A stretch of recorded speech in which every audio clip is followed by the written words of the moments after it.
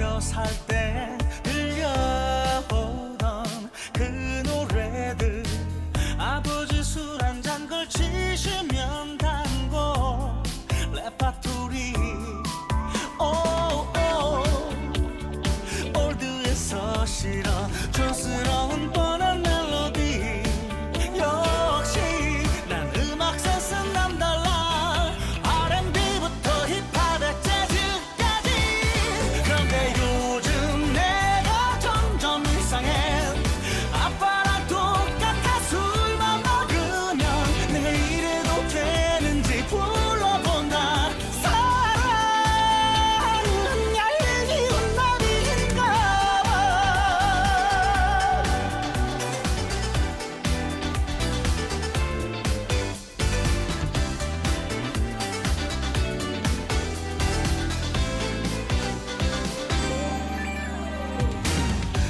봐 우리 에어로빅 반주고 뻔한 리듬 초성 가사 어김없이 직장 회식 마무리로는 트롯대찬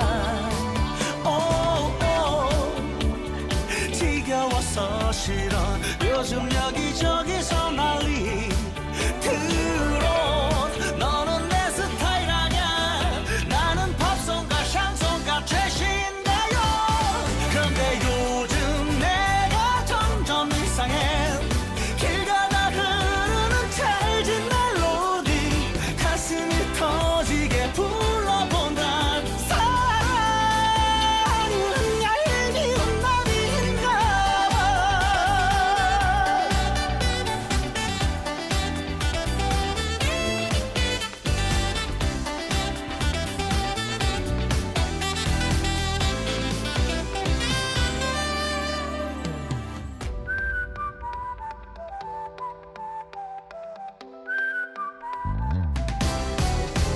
그런데 요즘 내가 점점 이상해 별것도 아닌데 눈물이 흘러 하늘에 목 놓아 꺾어본다 사랑은 얄미운 나비라라라라라라라 This day boy all alone 라라라라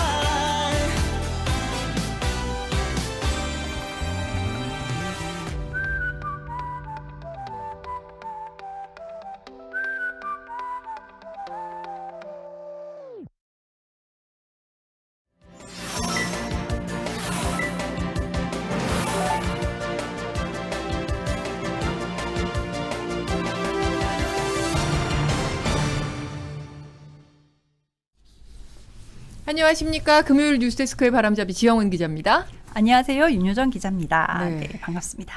오늘의 노래를 소개를 해주시죠. 네. 임창정 씨의 나는 트로트가 싫어요. 네. 네. 한때 트로트가 틀면 나오던 때가 좀 있었죠. 네. 그 지금 채팅창에 성지영 누나를 성지영. 돌려내라. 일단 금요일에는 저하고 윤효정 기자가 벌써 한 9월부터 계속 해오고 있기 때문에 금요일에는 성지영 기자가 원래 안 했었고요. 근데 어제 성지영 기자가 마지막 방송을 하고 많이 아쉬웠을 거예요. 네. 성지영 기자가 어제 울었어요. 아, 네, 그러니까요. 마지막에 네. 인사를 하면서 굉장히 본인도 서운했던 것 같습니다. 네. 네. 조금 아쉬우시겠지만 저희가 최선을 다해보겠습니다. 네. 그 빈자리를 채우지는 못하겠지만 그래서 조금 예쁘게 봐주십시오. 오늘 낮에 눈에 띈 소식들 간추리면서 출발하겠습니다. 네. 자, 이른바 스텔스 오미크론이라고 불리는 코로나19의 또 새로운 변이죠. BA2 바이러스라고 부르더라고요. 국내에서도 발견이 됐습니다. 방역당국이 오늘 정례 브리핑에서 해외 유입 사례 가운데 4.5%가 이 스텔스 오미크론에 감염된 것이라고 확인을 했습니다. 네. 아직 국내에서 감염된 사례는 없다고 합니다. 스텔스 오미크론 변이가 기존 오미크론 변이보다 전파력이 더 강하다고 네. 파악하고 있죠. 그러니까 사실 오미크론도 지금 전파력이 델타보다 훨씬 강한데. 네. 강하다라고 했는데 지금 그거보다 더 강하다 네네. 이렇게 얘기했어요. 일본의 연구진이 전파력이 18% 강하다는 구체적으로 이렇게 네, 의견을 내기도 숫자를. 했는데 네. 지금까지 최소 40개국에서 발견이 됐고 네. 덴마크에서는 이미 우세종으로 자리를 잡았다고 합니다. 이게 뭐 전파력이 강하니까 금방 네. 우세종이 될 수도 있겠어요. 지금 네. 이 오미크론도 무서운데 또 오미크론의 또 새로운 변이. 그러니까요. 아유, 스텔스라니요. 네, 정말. 스텔스라니요. 이게 PCR 검사에서 잘 발견이 안 돼서 스텔스다 붙인 거죠. 이런 네. 얘기가 있더라고요. 네. 자, 다음 소식 전해주시죠. 이것도 정말 코로나19 관련해서 정말 안타까운 소식입니다. 네. 네, 배우 강서구 씨. 음. 부스터샷 접종 이후에 시력이 저하돼서 음. 라디오 진행을 할 수 없는 상황이 됐다 이렇게 얘기를 했습니다. 네. 지난 2015년부터 계속해온 라디오 프로그램 네. DJ에서 물러났습니다. 이 강서구 네. 씨가 클래식 음악에 굉장히 조예가 깊어서 거의 준 전문가 수준이다 이런 얘기를 들었는데 그래서 CBS에서 그 클래식 음악 프로그램을 계속 DJ를 했었거든요. 근데 이번에 3차 접종 이후에 한쪽 눈의 시력이 점점 나빠져서 모니터 화면에 글을 읽기 어려운 상황까지 왔다. 그리고 시력 저하 이외에도요. 한쪽 눈에서 이렇게 눈앞에 먼지나 하루살이 같은 것들이 막 날아다니는 것 같은 그 비문증 이런 거랑 번쩍임 증상 이런 게 발생해서 그 안정적으로 라디오 DJ를 할 수 없는 상황이어서 물러난다 이렇게 밝혔다고 합니다. 네. 네. 보니까 미국에서 백신 부작용 보고 시스템이라는 게 있어서 요걸 보면 접종자가 2억 4천만 명이 좀 넘는데 이 중에 9,500여 명이 시야 흐림 증상을 나타냈다. 네. 그리고 300여 명이 시력 저하를 경험했다. 이런 보고가 있습니다. 네. 국내에서도 시력 저하 부작용 의심 신고가 600건 넘게 접수가 됐다고 해요. 그런데 보건당국은 일단 현재까지는 시력 저하와 백신 접종 간에는 인과성이 없다. 이렇게 입장을 밝혔습니다. 네. 아유, 네, 모쪼록 괜찮아지시길 바라겠습니다. 네. 다음 보겠습니다. 지난 1982년 법으로 금지를 했던 택시 합승이 오늘부터 다시 허용됩니다. 이게 스마트폰 앱으로 합승 택시를 부르면은요, 다른 승객하고 동선이 70% 이상 겹치면 합승택을 할 수 있다고 하고요. 요금은 이동 거리에 따라서 자동으로 계산이 됩니다. 네. 사실 이게 범죄 노출 위험이 제일 부담스러운 거였는데 네. 이 범죄 노출을 줄이기 위해서 실명으로 앱에 가입해서 본인 명의의 신용카드로만 결제를 해야 합니다. 네. 그리고 같은 성별 승객끼리만 합승이 가능하고요. 네. 당연히 뭐 합승이니까 내가 타고 싶어도 같은 동선에 사람 못 만나거나 이렇게 두 명 이상 그럼 안 채워지지 되는 않으면 거죠? 네, 혼자서는 네. 이용할 수 없습니다. 근데 네. 지금 채팅창에 어라 그래서 내가 요즘 눈이 침침한가 하고 스마일을 붙여주신 분이 계셨어요. 그리고 스카이워드님 두 기자님 민망하지 않게 이제 그만합시다 이러셨어요. 너무 성지영 기자를 그리워하시는 글들이 많으니까 저와 윤효정 기자가 민망할까 봐 이렇게 염려해 주신 건 너무 감사합니다. 네, 감사합니다. 네. 근데 그리고 이 합승 택시 당분간은 밤 10시부터 오전 10시까지만 이용할 수 있고요. 모든 택시가 다 되는 건 아니고 이 합승 택시 영업에 이렇게 동참한 업체, 지금은 한 곳이라고 합니다. 이 업체 택시만 되고 서울에서만 운영이 됩니다. 네. 제가 이거 보고서 이게 뭐 다 맞는 사람을 찾기가 쉽지 않겠다는 생각이 그러니까 들더라고요. 말이에요. 네. 불러봤자 안 될 것 같다는 그리고 또 생각이. 궁금한 게 다 왔는데 신용카드 없는데요. 이러면 어떻게 해야 되는 거예요? 이런 게 약간 좀 아직까지는 실효성이 네. 좀 보완돼야 네. 되지 않을까 생각이 들었습니다. 뭐 네. 개인적인 의견입니다. 네. 네. 다음 소식 볼까요? 네. 아 이거 정말 재밌게 봤는데요. 재밌었어요. 요즘 뭐 작년 재작년쯤부터 주식하시는 분들 정말 너무 많고 많죠. 뭐 투자하시는 분들 너무 많으시죠. 심지어 뭐 가상화폐 거래하시는 분들은 뭐 24시간 잠을 못 잔다고 이렇게 호소하시는 분들도 계셨고요. 네. 그런데 오늘 한 정신과 전문의가 만든 자가 테스트 이게 심지어 많이 본 뉴스에까지 올라와 랭킹 있었어요. 올라왔어요. 네. 어떤 테스트냐면 주식 중독 자가 테스트예요. 네. 문항이 총 14개입니다. 이 중에 4개에만 해당이 돼도 고위험군. 그리고 만약에 8개 이상이 해당되면 이미 중독이십니다. 네. 네. 이 14개를 제가 빠르게 읽어드릴 테니까 제가 빠르게 얘기하면 굉장히 빠른 거 아시죠? 빠르게 읽어드릴 테니까 세보세요. 주식 투자로 근무 태도를 지적받은 적 있다. 주식 때문에 가족과 다툰 적이 있다. 투자 후 변명이나 거짓말이 늘었다. 손실금, 본전에 집착한다. 투자 목적으로 돈을 빌린 적 있다. 선물 옵션 2배 이상 레버리지 상품에 투자 중이다. 꼭 필요한 돈을 주식에 투자한다. 이게 제일 위험해 보이네요. 단타 매매, 고위험 종목에 주로 투자한다. 급등주 검색 프로그램을 쓴다. 주식을 위해 신용 미수거래를 쓴 적이 있다.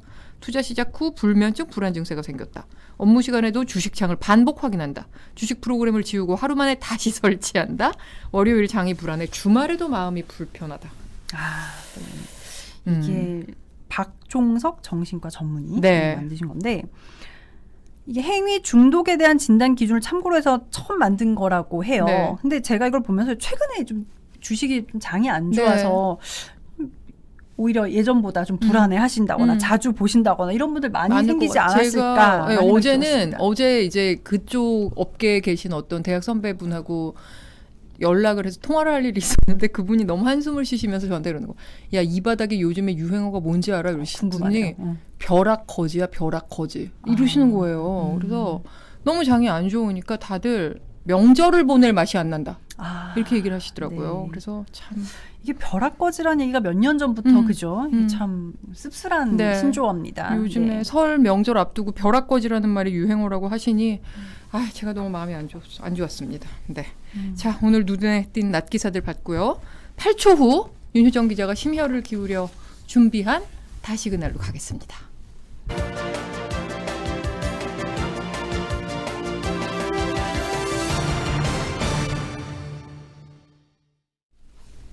네, 과거로 돌아가는 시간 여행 코너입니다. 오늘은 언제로 돌아갑니까? 오늘은 딱 30년 전. 딱 30년 전. 네, 1992년 1월로 가보려고 합니다. 네. 이때 어떤 일이 있었냐 얘기하기 전에 네. 우리나라에서 정말 시험이 많이 치러지잖아요. 네네. 이 중에 가장 중요하게 간주되는 시험.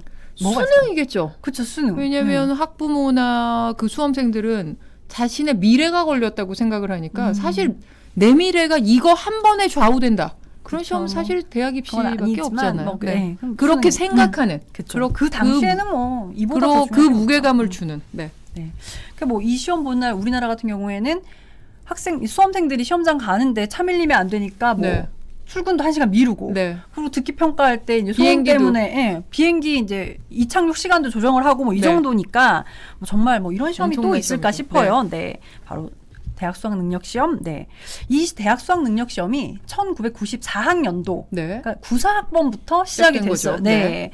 그 전에는 이제 학력고사라는 게 학력고사 있었- 세대입니다. 학력고사. 학력고사 저는 세대. 수능 세대입니다. 우리 권희진 기자도 학력고사 세대입니다. 지금 얼굴은 나타나지 않고 있는 권희진 기자도 네. 학력고사 세대. 네. 세대처럼 보이지만 학력고사.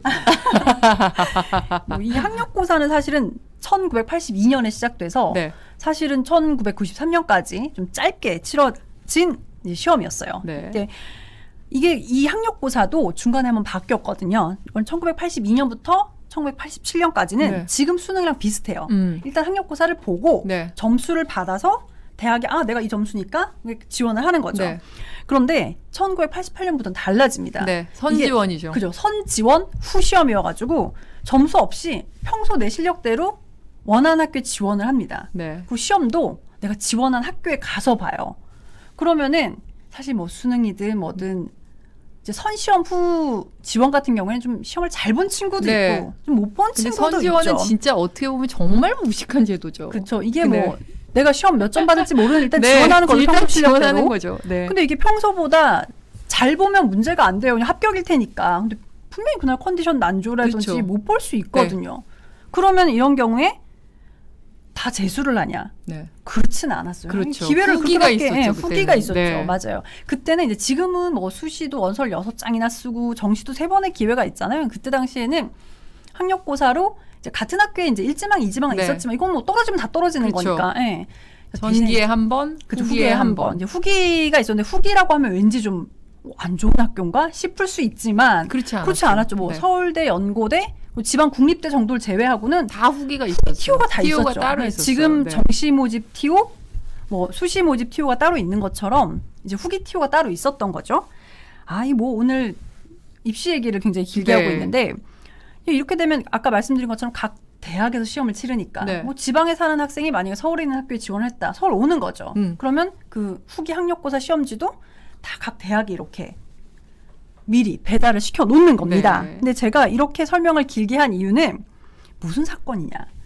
1992년 1월에 그 후기 대학 학력고사 시험지가 시험 바로 전날 도난되는 사건이 발생합니다. 네. 이 시험이 도난되니까 어떻게 해요? 시험을 볼 수가 없잖아요. 네. 전국의 후기 대학 입시가 올스톱이 되는 네. 거죠. 당시 어떤 상황이었는지 오늘도 영상으로 준비했거든요. 먼저 보시고 얘기 계속 나눠보도록 하겠습니다. 네. 시청자 여러분 안녕하십니까. 임신년 들어 첫 충격적인 뉴스가 내일 시험을 치르려 했던 후기 대학에서 터져 나왔습니다. 대학 입시 사상 처음으로 입시 문제지가 도난당했고 시험은 2월 10일로 연기됐습니다. 학사 일정이 줄줄이 연기되면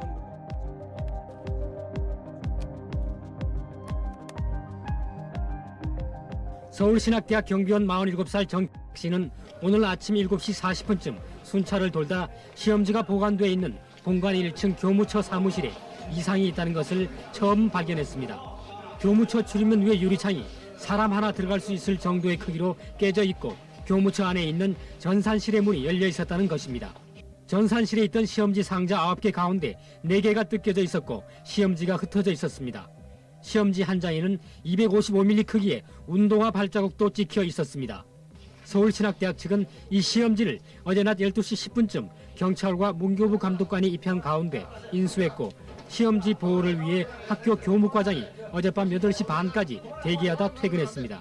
시험지가 도난당한 시각 경비원이 본관에 1명, 정문수의실에 1명 있었고 그리고 아르바이트 학생 2명 등 모두 4명이 학교에 남아 있었습니다.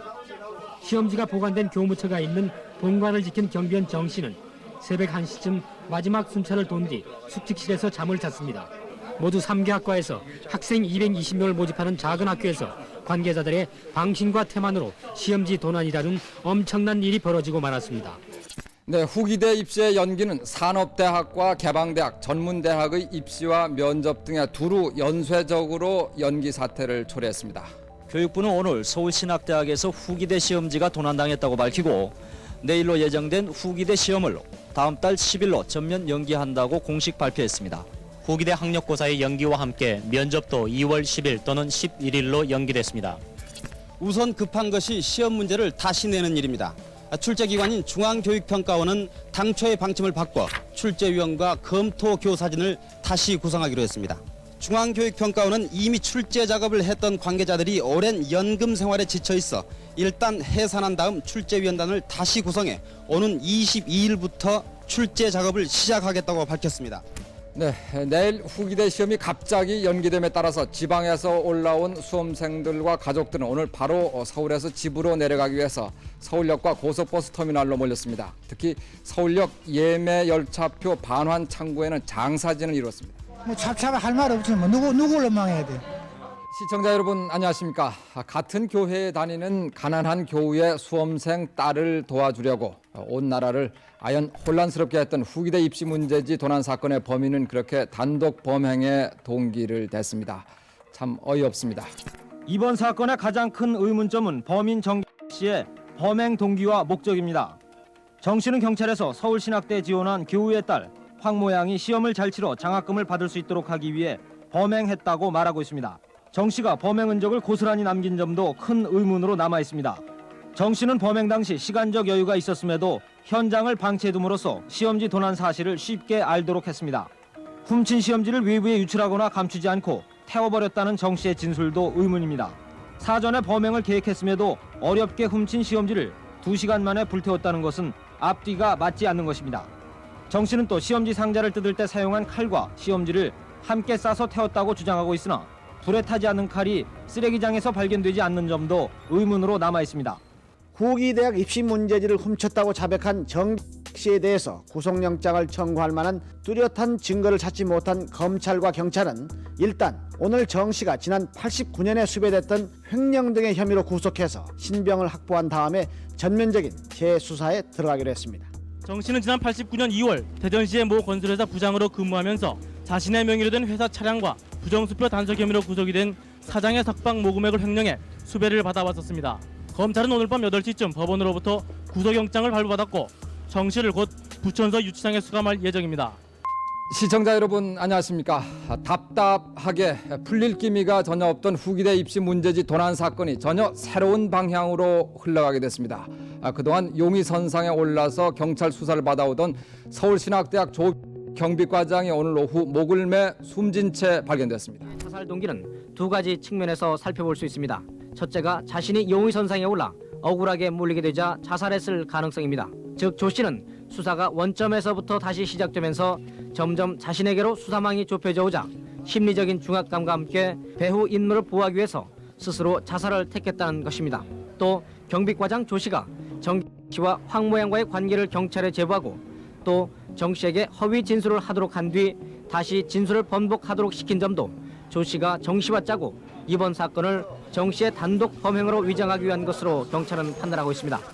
경찰은 이에 따라 경비과장 조 씨의 자살은 학내 분위기와 관련해서 또는 금품을 받고 문제지를 외부로 유출하기 위해서 조 씨가 경비원 정 씨와 함께 치밀한 사전 모의를 거친 뒤 범행을 저질렀을 가능성을 의미하는 것으로 보고 있습니다.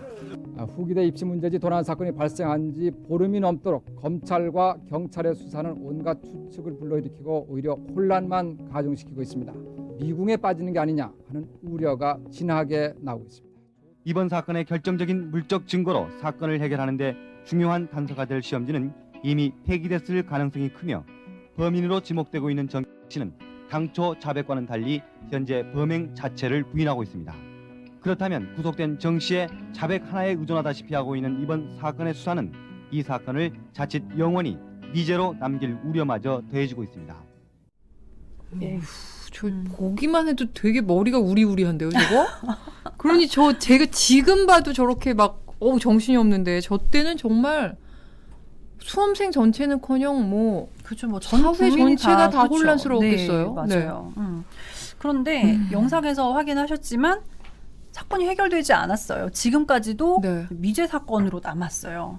대신 달라진 게 좀 있습니다. 이제 바로 시험지 배송인데 지금 화면에서 보시면 굉장히 허술했잖아요. 그냥 뭐 상자에 별다른 봉인도 없이 신문지를 덮어놓고 뭐 막 소위 이제 그 박스 테이프라고 하는 걸 이제 막 이렇게 붙여놨는데 현재 수능 시험지는 시험 3일 전부터 배송이 시작됩니다. 네. 그런데 이게 시험장으로 바로 가는 게 아니고요. 네. 각 허브가 소위 이제 쉽게 말하면 있는 거죠. 그래서 시험 지구별로 그래서 그 지구까지만 가는 거예요. 그래서 거기서 시험 당일까지 보관을 합니다. 그리고 시험 당일 새벽에 배송을 다시 하는 거예요. 각 시험장으로. 그런데 배송도 그냥 하는 게 아니라 뒤에 순찰자가 가요. 근데 순찰차 안에도 경찰이 한 명만 타면 매수될 수도 있잖아요. 그래서 두 명이 타는 거예요. 그렇게 되고 그리고 아까 그 각 허브에는 24시간 경찰 2명이 그 보관소를 지키도록 하고 있기 때문에 지금은 이제 뭐 그때랑은 비교할 수 없을 정도로 뭐 보안이 철저하다고 볼 수 있죠. 그러면 분위기가 아주 삼엄하겠어요. 그 시험 며칠 전에 그 지구 거기에는. 그렇죠. 이제 그 보면은 항상 매년 다른 곳이지만 인쇄를 해야 되니까 인쇄를 하는 곳을 정하고 그게 배송이 처음 시작될 때 저도 교육부 출입할 때 그 배송 시작되는 그 현장에 취재 나간 적이 있었거든요. 근데 수능시험 볼 때쯤 되면 춥잖아요. 근데 뭔가 좀 긴장감도 있고 하니까 더 춥게 막 느껴지더라고요. 그리고 이건 제가 이제 기자 생활을 하면서 가장 기억에 남는 일 꼽으라고 하면 아마 뭐 세 손가락 안에 꼽는 일 중에 하나일 텐데 제가 수능 시험지가 유출됐다는 제보를 받은 적이 있었어요. 그래서 그걸 취재를 꽤나 열심히 했고 그래서 시험 당일날 정말 시험지가 유출된 현장을 포착해야지만 기사가 완성이 되는 거니까 그랬는데 사실 그 포착은 못했거든요. 그렇죠, 뭐 그렇겠죠. 그런데 이제 기자들은 늘 의심을 하니까 이게 정말로 유출이 없었던 걸까? 그날 루트를 내가 놓쳐서 유출된 것을 놓친 건 아닐까라는 게 지금도 가끔 생각나고 한번 다시 취재를 해야겠다는 생각도 들고 굉장히 제가 기자 생활하면서 기억에 남는 일 중에 하나거든요. 뭐 물론 뭐 유출 없겠죠. 그럼 없어야 될 거고요. 네, 뭐 그렇습니다. 그래서 뭐 느닷없지만 지금 코로나 시국에 수험생들이 열심히 공부를 하고 있는데 지금도 이제 전형이 계속 진행되고 있죠. 지금 정시 모집 전형이 지금 진행되고 합격자 있죠. 발표가 이제 나기 시작하는데. 수험생 여러분들 모쪼록 힘내라는 얘기를 전하면서 끝날 때까지 끝난 게 아닙니다. 절대 낙담하지 마시고 끝까지 좋은 결과를 기원하겠습니다. 30년 전 그날로 돌아가 봤습니다.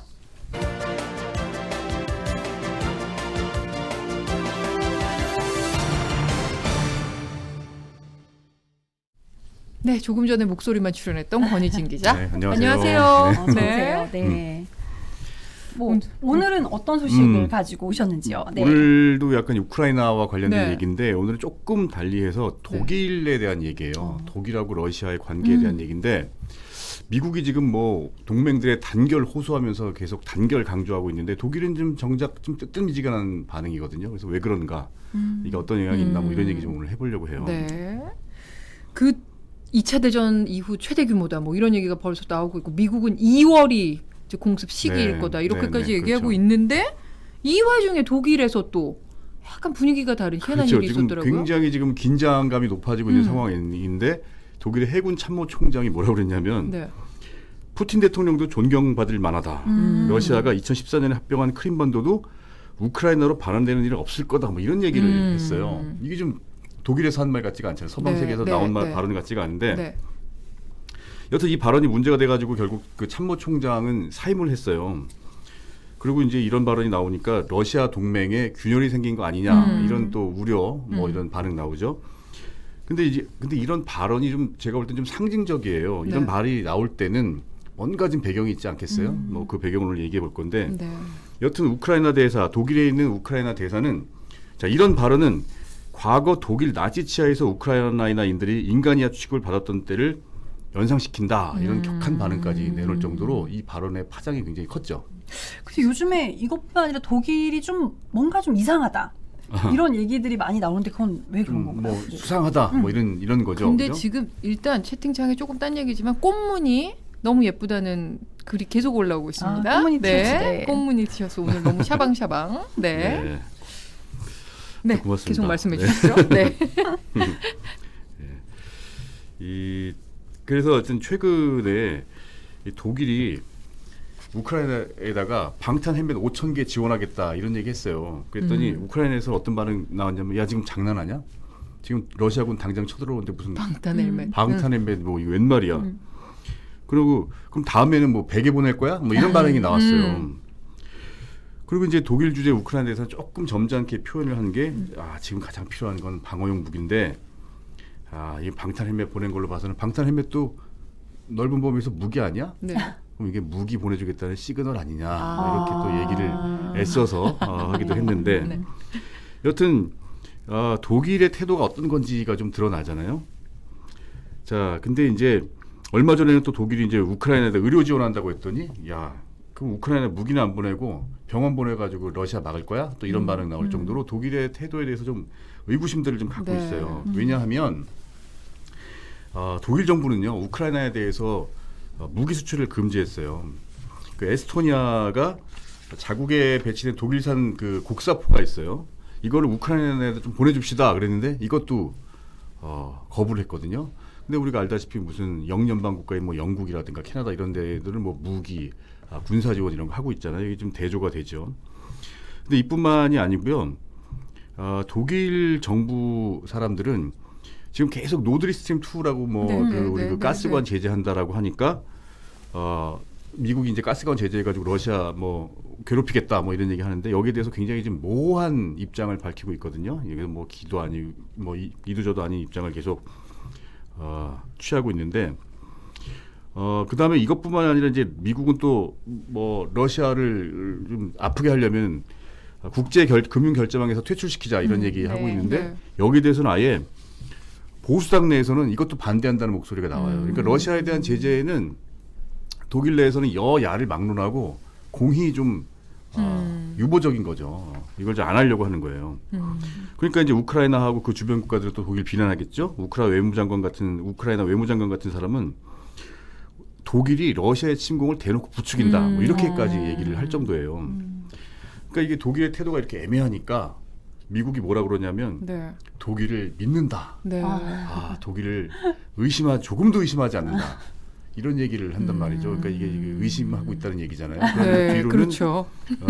CA 국장 같은 사람들을 독일로 보내가지고 좀 왜 이래? 좀 독일 좀 과감하게 행동해줘. 이런 얘기를 지금 하고 있는 상황이에요.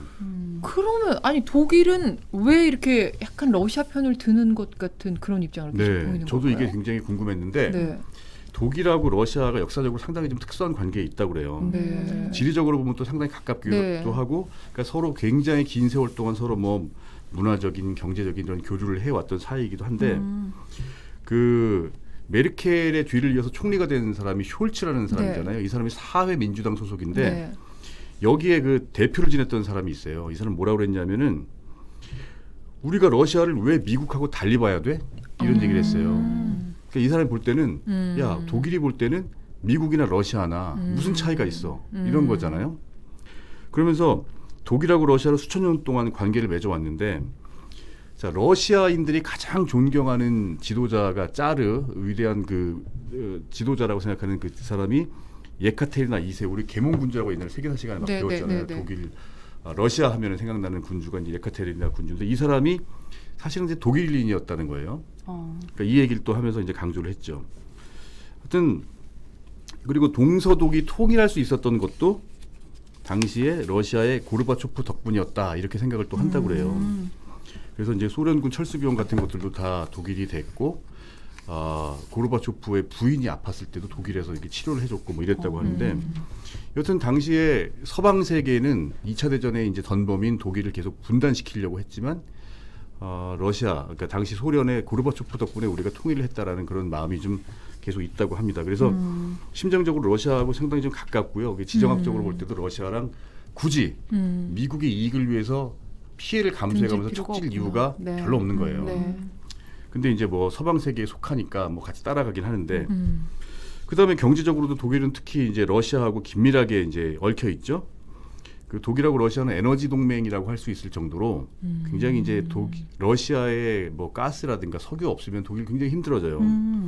러시아 천연가스가 독일에서 쓰는 그 천연가스의 50% 절반을 차지하거든요. 독일이 뭐 이제 탈원전도 선언하고 이랬는데 러시아 가스 없으면은 뭐 엄청난 에너지 위기를 겪을 수밖에 없는 거고. 그래서 러시아가 경제적인 피해를 입으면은 독일이 또 똑같이 똑같이는 아니겠죠. 독일도 경제적 피해를 입을 수밖에 없는 그런 구조이다 보니까 아무래도 러시아를 제재하고 이런 데는 좀 소극적일 수밖에 없는 거죠. 바둑이님께서 가스관 때문에 그러나 이렇게 주셨는데 지금 최근에 우리가 그 권인진 기자가 세계 얘기 들 때마다 이 가스관 얘기가 많이 나와가지고 가스 얘기 많이 나오죠. 벌써 다 얘기를 알고 계신 것 같아요. 이게 확실히 주입식 교육의 힘인 것 같은 게 권지진 기자가 몇 주 연속 우크라이나를 하니까 가스 계속 얘기했죠. 우크라이나 관련 뉴스가 나올 때마다 굉장히 남다르게 보이고 효과가 있더라고요. 네. 같은 얘기를 이어가면 그러면은 이제 나토 회원국이라고 다 같은 입장이 아니라 뭐 저마다 입장이 다 다르다고 봐야 되는 거죠. 맞아요. 나토 회원국은 뭐 터키도 사실은 나토 회원국이긴 해요. 근데 여튼 뭐 그런 걸 제외하고도 지난 26일 어떤 일이 있었냐면요. 지금 미국은 계속 이제 경제 제재 얘기하고 있잖아요. 군사적으로 뭘 하기가 좀 어려우니까. 근데 26일 날 어떤 일이 있었냐면은 푸틴하고 이탈리아의 주요 대기업 CEO들이 화상 회의를 해요. 근데 거기에는 누가 있었냐면 이탈리아의 최대 에너지 기업 CEO, 그다음에 이탈리아의 뭐 양대 은행 CEO들이 참여해가지고 뭐 경제 협력을 논의를 합니다. 지금 경제 제재하자는 판에 만나서 이제 푸틴하고 경제 협력을 논의하고 있는 상황이거든요. 그러니까 이탈리아가 러시아의 5번째 교역국이라고 그래요. 자, 그러니까 이런 상황이니까 러시아에 대한 경제 제재에 동참하거나 러시아하고 군사적으로 충돌하는 거 상당히 이런 나라들 러시아 독일이라든가 이탈리아, 프랑스 같은 나라들 좀 어려운 거예요. 그러니까 이제 미국은 계속 그래서 미국이 또 뭐라 그래요 요새? 우리는 한 몸이다. 우리 동맹은 굳건하다. 이런 얘기 계속 하고 있잖아요. 동맹은 굳건하지 않다는 얘기죠. 이제 좀 유머가 나오시는데. 제가 사실 시간만 충분하면 제가 엄청난 유머를 발산할 수가 있는데 시간에 쫓기다 보니까 늘 아쉽습니다. 그래서 어떤 유럽의 나토 회원국들 사이에서 분열된다라는 그 얘기가 슬슬 나오고 있잖아요. 자, 근데 이런 거는 푸틴이 정말 바라는 상황이죠. 푸틴은 이번 우크라이나 사태를 통해서 푸틴이 정말 원하는 거는 유럽을 분열시키고 그래서 어떤 구소련, 옛 소련의 붕괴 이후의 유럽 질서를 다시 재편하겠다 이런 큰 그림을 그리고 있다고 해요. 여튼 이게 이제 푸틴이 그래서 아주 원하는 상황으로 지금 가고 있죠. 그리고 푸틴은 사실은 지금까지의 행동만으로도 충분히 원하는 걸 얻었다라는 분석도 있어요. 뭐냐면 자, 우크라이나가 나토 가입하는 거는 우리가 전쟁을 하더라도 반드시 막겠다. 이런 메시지 굉장히 강하게 줬죠. 그랬으니까 이제 우크라이나가 아무리 원해도 나토에 가입하기는 좀 어려워 보이잖아요. 우리가 봐도 이 출혈을 감수하면서 우크라이나를 받아들이기 좀 어려운 상황이고 그다음에 또 푸틴 대통령이 미국의 바이든 대통령하고 둘이 만나서 뭐 이렇게 우크라이나 사태를 놓고 협의한다고 하면서 둘이 이제 계속 만나는 장면들이 좀 나왔잖아요. 그러면서 예전에 양극 시대죠. 소련 구소련 시절에 미국하고 어떤 세계를 반분했던 그런 위상을 다시 이미지적으로 보여줬다라는 얘기가 있고요. 그러다 보니까 푸틴 입장에서는 경제도 또 이렇게 마땅히 좋지 않은데 러시아 국민들한테 야 우리는 서방을 끌어들여서 이렇게 호령하고 혼내주고 꼼짝 못하게 하는 강한 지도자는 역시 푸틴이야. 이러면서 국내 정치적으로도 푸틴은 이미 상당한 효과를 이미 거뒀다는 거죠. 너무 얘기 재밌게 잘 들었습니다. 근데 매주 저희를 이렇게 똑똑하게 만들어준 네. 권희진 기자도 오늘이 마지막 출연이라고 네, 들었습니다. 마지막 출연입니다. 네, 우리 만나면 또 헤어져야 되지 않습니까? 그러니까 네. 오늘 드디어 이제 유머 포텐이 조금 나오기 시작하시고 이제 이렇게 여유 있는 방송이 시작되셨는데 마지막 방송이라니. 철회될 수도 있는 거니까요. 네, 아예 근데 뭐 마지막이었다가 또 다시 만나는 거 아닙니까? 그렇죠. 그러니까 뭐 우리가 또 뭐 헤어지고 또 만나고 네, 그러는 그러는 거니까요. 거니까. 네. 그 권희진 기자한테 전해들은 내용이 진짜 계속 남아 있다는 걸 제가 이제 막 정말 적극적으로 느끼기 시작했는데 이렇게 마지막 방송이셔서 어쨌든 너무 아쉽습니다. 크게 재미는 없지만 나름 또이 굉장히 남더라고요. 예. 인사해 주시죠. 네, 그래도. 시청자분들께 인사해 승모미남이라는 또 별명을 그러니까. 지어주신. 네. 네. 오해에 의한 승모미남이라는 별명을 가지고 있었는데 여튼 그동안 얘기 잘 들어주셔서 감사하고요. 다음에 또 뵐 수 있는 기회가 있겠죠. 네, 다음에 또 뵙도록 네. 하겠습니다. 고맙습니다. 네, 오늘 얘기 너무 잘 들었고요. 네. 다음을 기약하면서 네. 보내드리도록 하겠습니다. 네, 감사했습니다. 네, 고맙습니다.